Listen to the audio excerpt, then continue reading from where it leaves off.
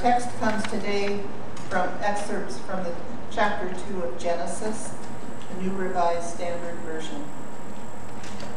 In the day that the Lord God made the earth and the heavens, when no plant of the field was yet in the earth, and no herb of the field had yet sprung up, for the Lord God had not caused it to rain upon the earth, and there was no one to till the ground. But a stream would rise from the earth and water the whole face of the ground. Then the Lord God formed man from the dust of the ground and breathed into his nostrils the breath of life. And the man became a living being. And the Lord God planted a garden in Eden in the east, and there he put the man whom he had formed. Out of the ground the Lord God made to grow every tree that is pleasant to the sight and good for food, the tree of life also in the midst of the garden, and the tree of the knowledge of good and evil. A river flows out of Eden to water the garden, and from there it divides and becomes 4 branches: the Pishon, the Gihon, the Tigris, and the Euphrates. The Lord God took the man and put him in the Garden of Eden to till it and keep it.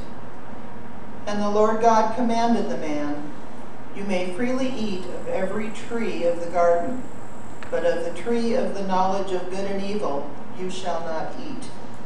For in the day that you eat of it, you shall die." What is home for you?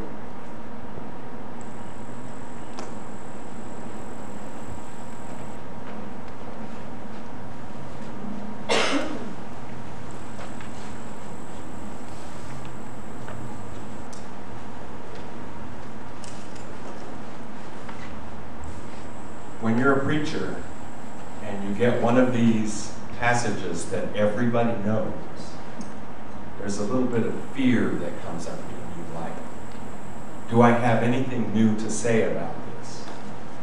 What could I possibly bring to people that would be different, that would enlighten their understanding? So we're going to try this morning.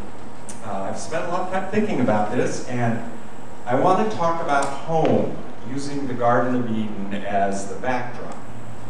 But before we move into this discussion of home, I think it's important for us to understand how these words came to be, these words which we call Genesis, or Exodus, or Leviticus, or Numbers, or Deuteronomy. You know the verb, and I'll probably say all of them. So we get this image of the Garden of Eden, but you know what? There's not just one. Genesis 1 has a completely different creation story. And you say, huh? How can that be? Well, it just so happens that scholars have done a lot of work reading the original texts of Old Testament passages, especially those in the first 5 books, the Pentateuch. And it would appear that there are 4 streams, 4 sources from which these writings came. Now you have to remember that these were all spoken stories until somebody decided to write them down, or somebody's decided to write them down. And it would appear from looking at the way they're written that there are 4 sources for this material. The first one is called J, and it's the Yahwist source, and originated in the southern kingdom in Judah, perhaps as early as the reigns of Solomon or David. So we're talking about 10th century before Christ.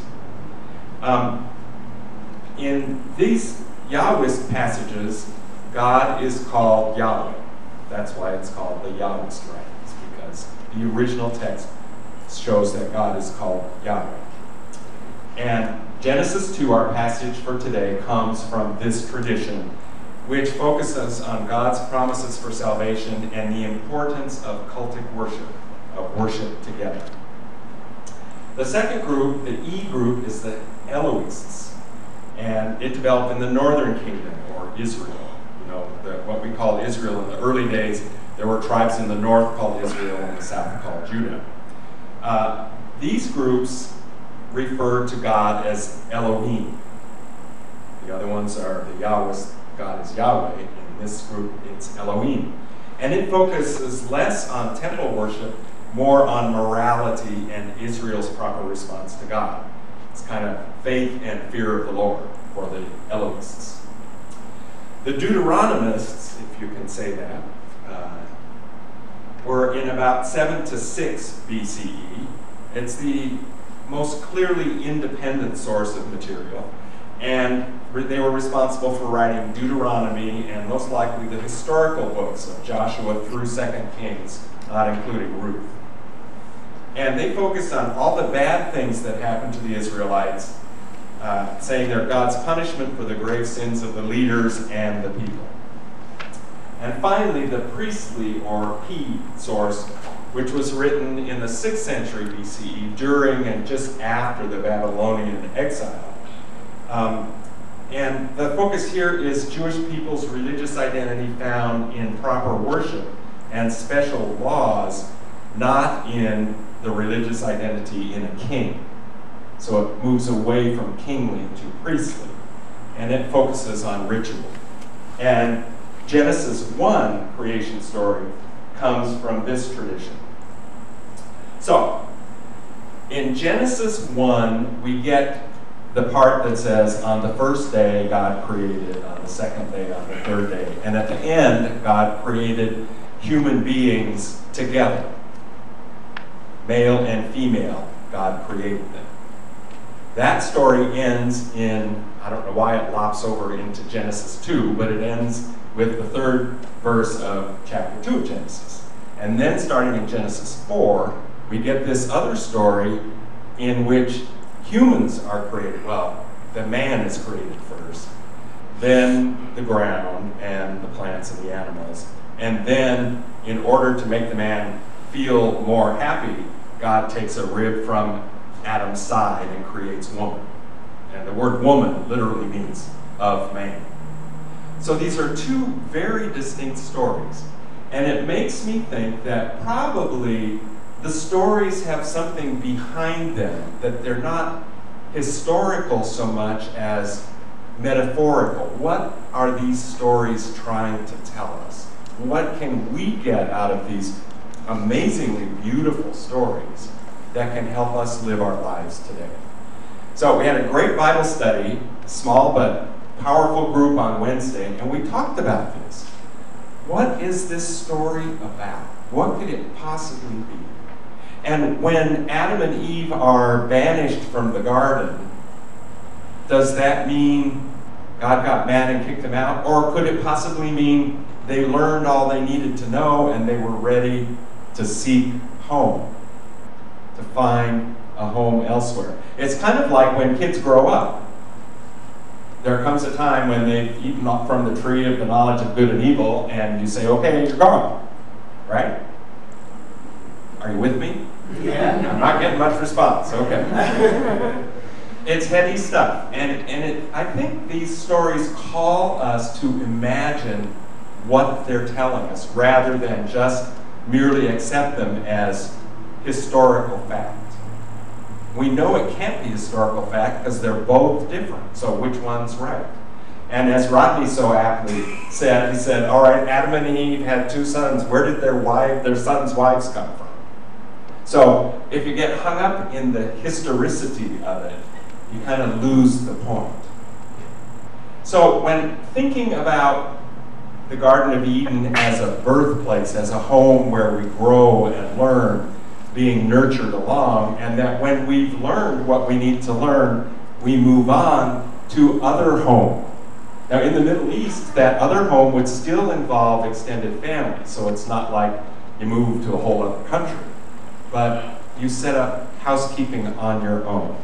So as we think about this story in relationship to home for us, what is home, sweet home?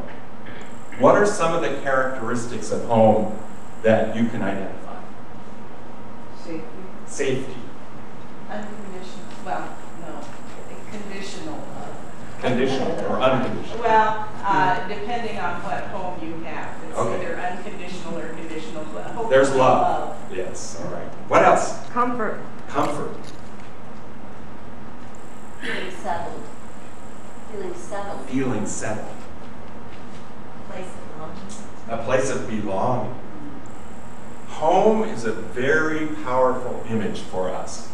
And we spend a lot of time creating home, or trying to create home. Robert and I moved in April, and finally it feels like it's home.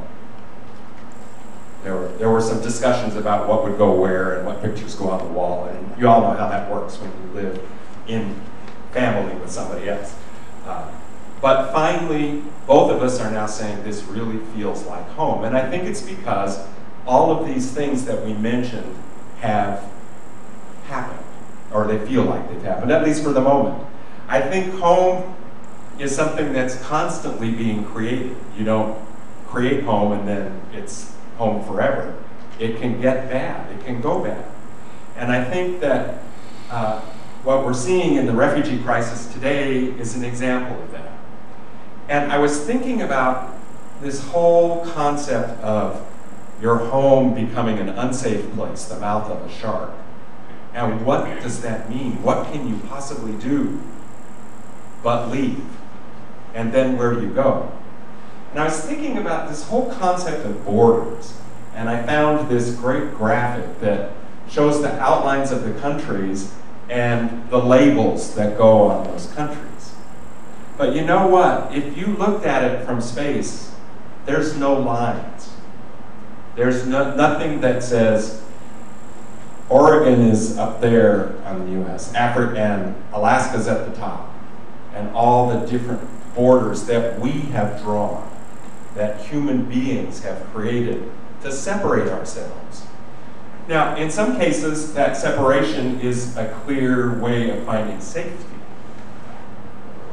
But in the current refugee crisis of people fleeing such horrible situations in Syria and other places in the Middle East and Northern Africa,